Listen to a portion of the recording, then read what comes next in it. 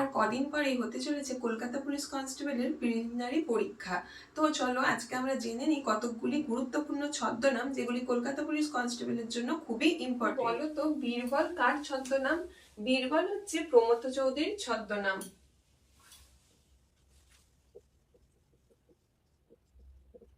তারপরে আছে দেখো অনিলা দেবী।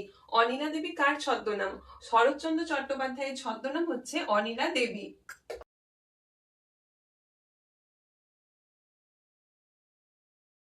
তো তারপরে বন্ধুরা দেখতে পাচ্ছ মৌমাছি।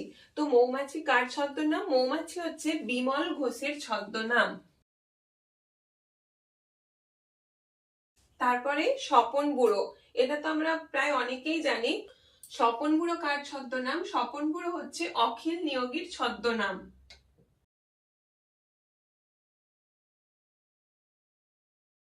তারপরে জেনে নেব টেকচাঁদ ঠাকুর।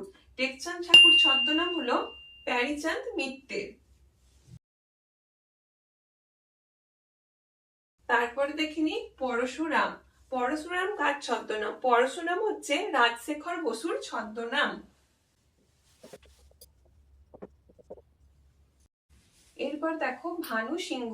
তো ভানু সিংহ ছদ্মনামে ডাকা হয় আমাদের বিশ্বকবি রবীন্দ্রনাথ ঠাকুরকে।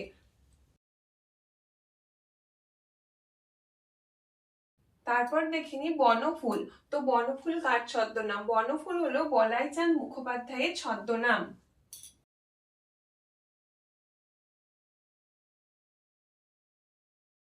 তো পিএন ঠাকুর নামে কাকে ডাকা হতো? পিএন ঠাকুর নামে ডাকা হতো রাসবিহারী বসুকে, অর্থাৎ রাসবিহারী বসুর ছদ্মনাম পিএন ঠাকুর।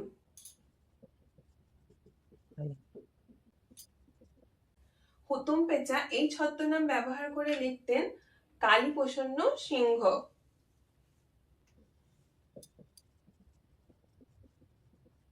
এর পরবর্তী যে কোশ্চেনটি আছে এটি তোমাদের জন্য। ব্যাঙাচি কার ছদ্মনাম? তো তোমরা কিন্তু কমেন্টে অবশ্যই উত্তরটি জানিও।